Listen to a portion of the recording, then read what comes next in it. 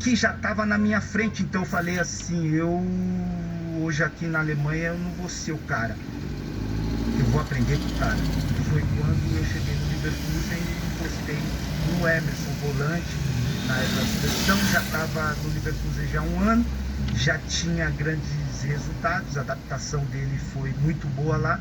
E aí quando eu chego no vestiário eu falo pro intérprete que eu quero sentar do lado do Emerson para aprender com ele. E o aprendizado, o maior aprendizado que ele trouxe para mim ali naquele momento foi quando ele me disse: Zé, a primeira coisa que você precisa para adaptação, para sua adaptação ser rápida na Alemanha, é falar um idioma e entender da cultura. E isso para mim foi transformador. Ah, sprichst du Deutsch? É bisschen. Sprichst du auch? Nein. Nein. Wie alt bist du? Ich bin alt 48. Eu lembro de algumas coisas, eu morei um tempinho em Zurique, eu lembrei de algumas palavras. Sobre críticas, como que você lidou nas críticas? Porque jogador é bastante criticado. Você pode ser o melhor na sua posição, mas se você num jogo perde 3 chances claras de gol, no próximo dia tem repórter até... E uma outra coisa já para emendar no futebol, você começa a carreira como lateral esquerdo, depois você vai para o meio, né? Como é que é essa transição? É para você desenvolver melhor o seu futebol? É porque tinha um espaço? Tem jogadores que fazem o contrário, jogam no meio, vão para trás porque não aguenta mais a corrida, né, do jogo. Então, já emendar essa pergunta na dúvida. Vamos com das críticas primeiro. As críticas eu sempre... as críticas para mim, elas foram sempre... me ajudaram muito no meu desenvolvimento, em entender, em absorver as más e as boas críticas. A crítica que ela não é construtiva, ela sempre me ajudou na motivação. Então, quando eu saio da minha... Quando eu vou jogar bola um exemplo, na minha rua, eu me deparo com pessoas que mais me criticam do que me apoiam. Então, meu crescimento já é debaixo de muitas críticas. Em qual sentido? No sentido de jogar bola e chutar no portão da vizinha. A vizinha sai e grita: ah, seus maluqueiros, sai daqui, fura a bola. Depois a crítica que eu cresço debaixo dessas críticas. A outra crítica é voltar da escola e estar o tempo todo na rua. Vai procurar um trabalho. A crítica de dentro de casa é uma guerra. Minha mãe falando: o menino vai jogar, meu pai falando: não, esse moleque tem que trabalhar. Então eu cresci já debaixo dessas críticas. E isso foi desenvolvendo em mim motivação.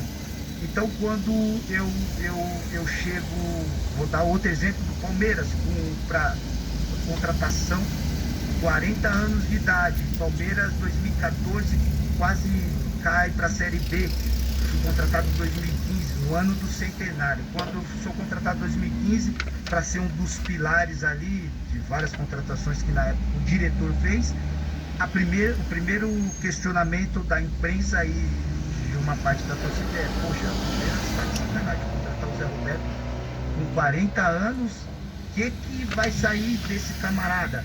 Sendo que a gente precisa de jogadores novos, a gente precisa de alguém que ajude o Palmeiras a sair dessa situação.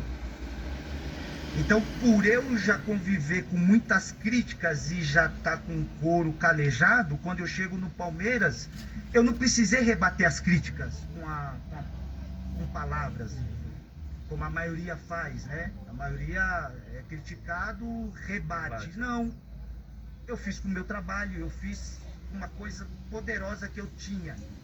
Eu fiz com a minha bagagem, era a minha experiência.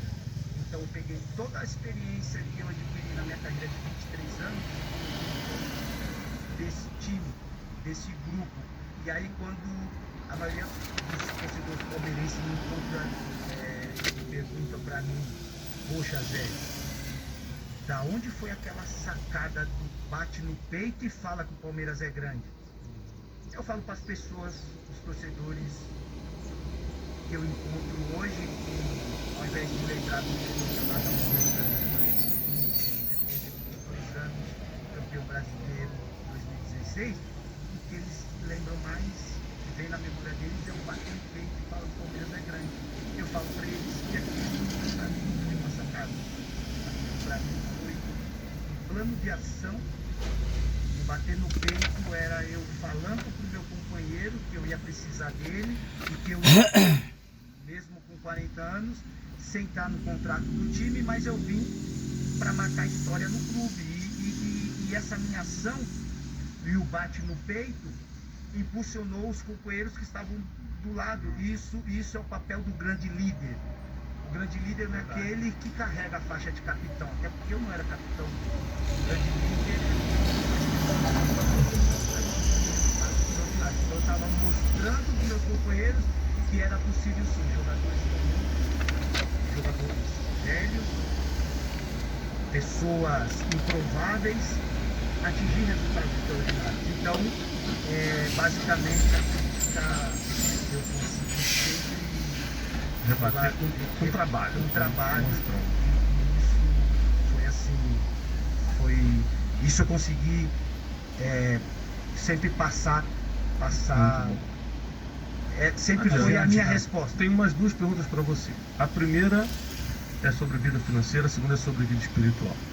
Sobre a vida financeira é o seguinte: a gente conhece muitos jogadores que ganharam milhões na vida e terminam mal financeiramente, né? Você deve conhecer algum. Já terminam mesmo assim, mal.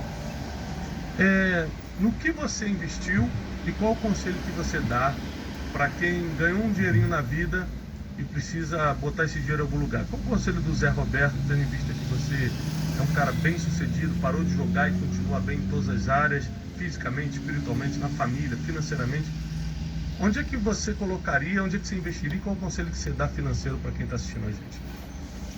Pega a sua experiência, tudo que você viveu até seus 48 anos e ensina a gente aqui. Assim, eu tive, assim, a minha carreira teve 3 coisas para mim que foi, assim, fundamental eu ter, assim, me mantido, assim, durante esse longo tempo de carreira e como pessoa, 3 coisas importantes que foi fundamental.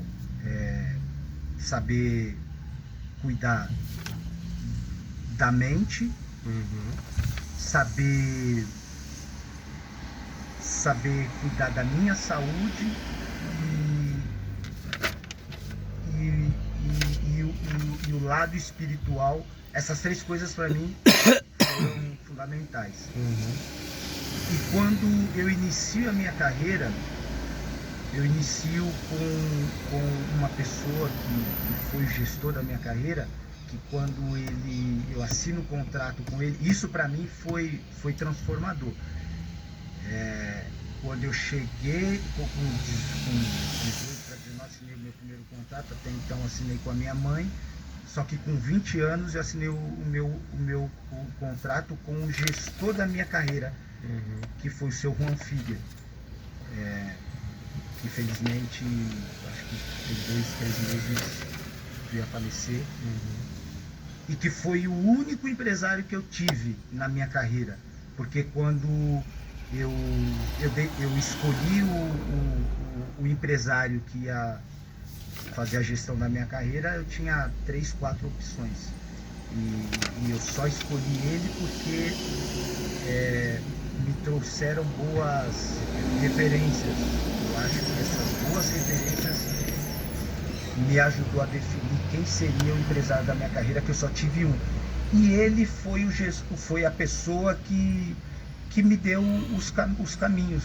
Zé, aqui o contrato nesse clube, 4 anos, você vai ganhar tanto por ano, esse valor, você tem a opção de investir aqui, esse você tem a opção de deixar lá. Então ele foi me dando esse caminho, Você teve orientando. Uma consultoria. Essa consultoria, Thiago, fez toda a diferença. Fez toda a diferença. Por que eu te falo isso?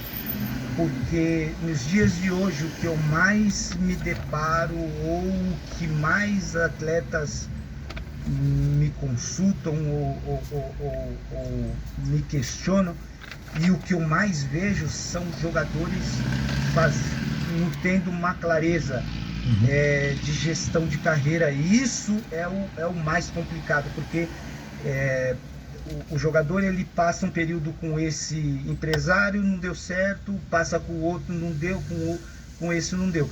Hoje em dia a carreira do atleta é bem diferente da minha época. Então hoje, como o futebol hoje são valores fora do gigantescos.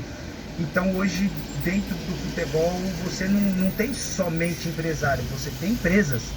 Então hoje o jogador ele tem mais opção em fazer as suas escolhas, né? Em escolher qual é a empresa ou o empresário que vai gerenciar a carreira deles.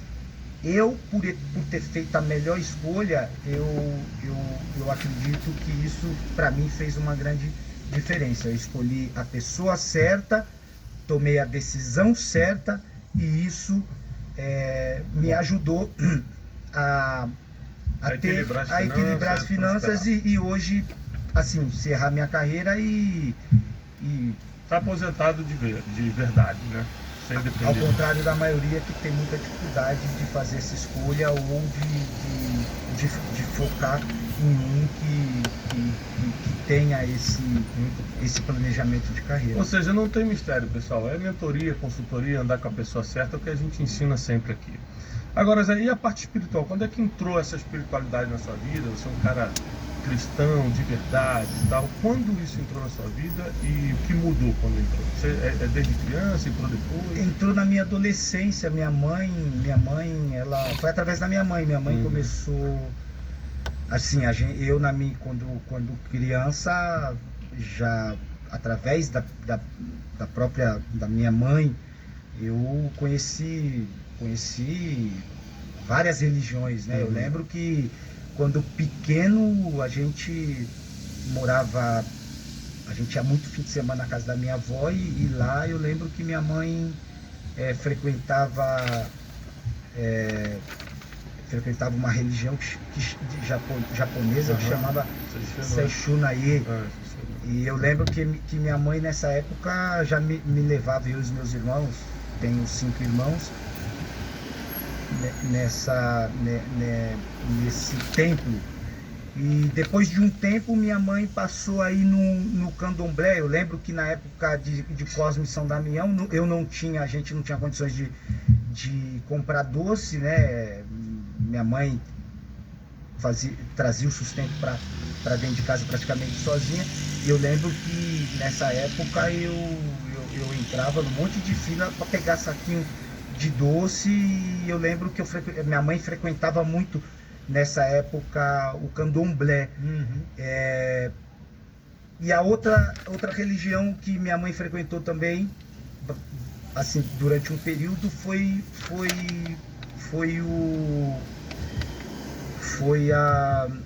a gente foi para Aparecida do Norte numa excursão e o meu irmão se perdeu nessa época. E aí foi uma luta para achar ele, e minha mãe foi pagar umas promessas lá na época.